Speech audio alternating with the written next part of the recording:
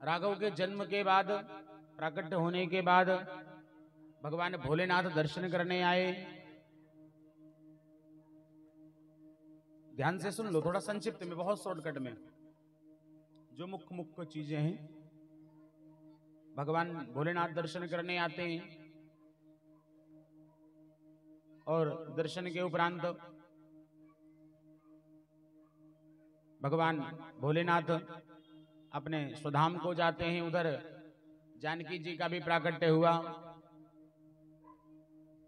पूर्व समय में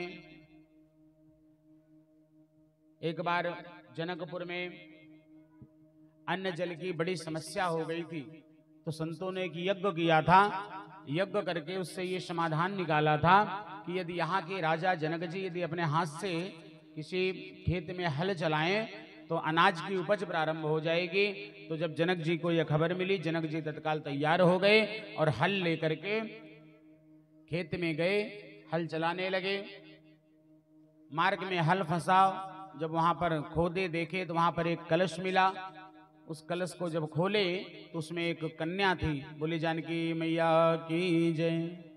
जनक जी की 3 कन्याएं पहली थी, उसे भी पुत्र रूप में जनक जी ने स्वीकार कर लिया और 4 कन्याएं जनक जी की हो गई।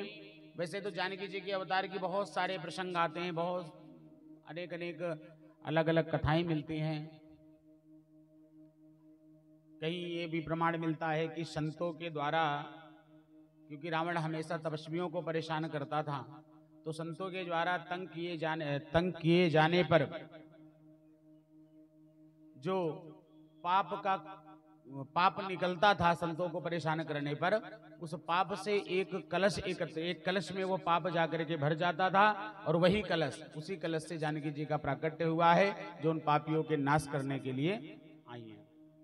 ऐसे कई सारे प्रसंग मिलते हैं। लेकिन इधर राम जी का जन्म हुआ, चारों भाइयों का नामकरण होता है।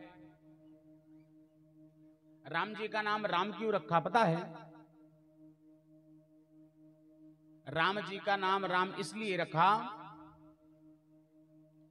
क्योंकि संसार में, इस ब्रह्मांड में राम से सरल नाम और दूसरा कोई है नहीं।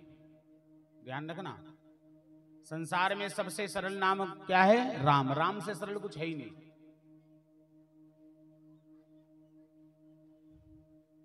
अच्छा, ठाकुर जी का नाम थोड़ा टेढ़ा है। कई बार कृष्ण, बुजुर्ग माताएं नहीं बोल पाती तो किशन कह देती हैं, क्योंकि ठाकुर जी भी हमारे थोड़े टेढ़े हैं। जथा नामो तथा गुण। लेकिन राम जी बहुत सहज हैं, बहुत सरल हैं, और नाम भी उसी प्रकार से राम।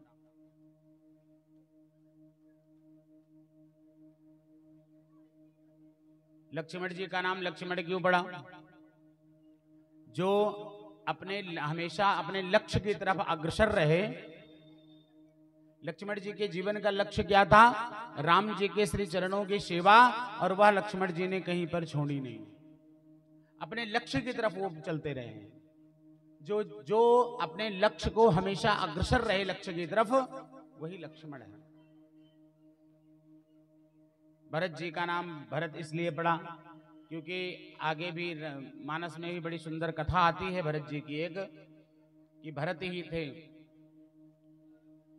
वास्तव में भरत जैसा तपस्वी उस समय त्रेता में कोई था ही नहीं। भरत ने जितनी तपस्या करी, अंत में पूरे भारत की रक्षा के लिए भी भरत जी को जिम्मेदारी मिल गई थी।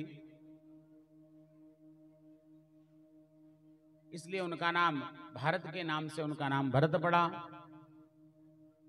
सबसे छोटे शत्रुघ्न जी, उनका नाम शत्रुघ्न इसलिए पड़ा कि जो अपने शत्रुओं का हनन कर दे। जिसका कोई शत्रु पैदा